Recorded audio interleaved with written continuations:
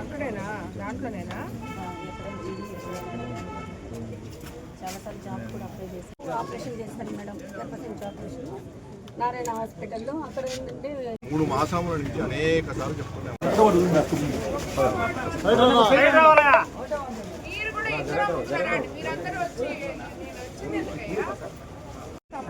Late అయింది కాబట్టి వస్తా లేదో నేను చెప్పలేను, 4 ఏళ్ళు అయిపోయింది కాబట్టి అయినా పెట్టిస్తాం. అందరికీ నమస్కారం. ఈరోజు ఇక్కడ కోవూరు కాన్స్టిట్యున్సీలోని కోవూరు టౌన్లో 1వ వార్డు 2వ వార్డు తిరగడం జరిగింది.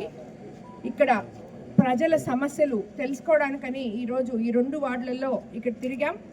మెయిన్గా ఇక్కడ డ్రైన్స్ ఆల్రెడీ కట్టునాటి సరిగా లేవు, సో వాటిల్ని సరిచేయమని చాలామంది కోరడం జరిగింది. వాళ్ళందరికీ కూడా ఆల్రెడీ కొన్ని మనం పెట్టున్నాము. 1వ వార్డులో 1వ వార్డులో 2వ వార్డులో రెండిట్లో కూడా డ్రైన్స్ పెట్టున్నాము. అవి తీర్మానం కూడా అయిపోయింది. సో తొందరలో పని కూడా స్టార్ట్ చేస్తారు.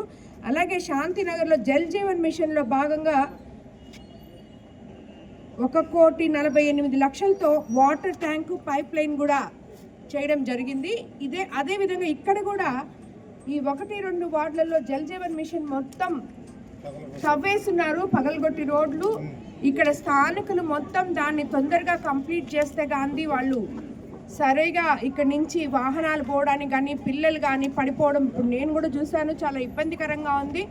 దాన్ని తప్పకుండా జల్ జీవన్ మిషన్ వాళ్ళ కాంట్రాక్టర్స్తో మాట్లాడి ఇది ఇమీడియట్గా స్టార్ట్ చేపిస్తామని కూడా నేను తెలియజేసుకుంటున్నాను. అలాగే ఇక్కడున్న స్థానిక నాయకులు ప్రజల సమస్యలు తెలుసుకోవాలని, వాళ్ళని ఎక్కడైనా సరే సచివాలయం దగ్గరకు కానీ ఎంఆర్ఓల దగ్గరకు కానీ స్థానిక నాయకులు తెలియని వాళ్ళకి తీసుకుపోయి వాళ్ళ సమస్యల్ని పరిష్కారం చేసే విధంగా నాయకులు పనిచేయాలని చెప్పి ఇక్కడ వెంకటేష్ అన్న, భాస్కర్ అన్న, కృష్ణ, లోకేష్ అందరు ఉన్నారు, స్థానిక నాయకులు. అలాగే తెలుగుదేశం నాయకులు, కార్యకర్తలు ప్రతి ఒక్కరూ దీంట్లో భాగస్వాములు కావాలని కోరుకుంటున్నాను. అలాగే అధికారులకు కూడా చెప్తున్నాను, ఏ తెలుగుదేశం ఒక మనిషి, తెలుగుదేశం నాయకులనే కాదు ఎవ్వరు కూడా ఒక మనిషి మీ దగ్గరకు వచ్చి ఒక పని అడిగితే సరిగ్గా వాళ్ళకి సమాధానం చెప్పాలి.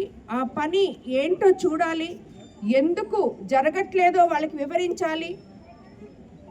జరిపే పని అయితే ఎప్పుడు జరుపుతారో చెప్పాలి. అందుకు ఇక్కడున్న స్థానిక అధికారులు ఏ ఒక్క ప్రజల నుంచి ఒక్క పైసా కూడా ఆశించకుండా కోవూరు కాన్స్టిట్యున్సీలో అధికారులు పనిచేయాలని చెప్పి నేను మరీ కోరుకుంటున్నాను.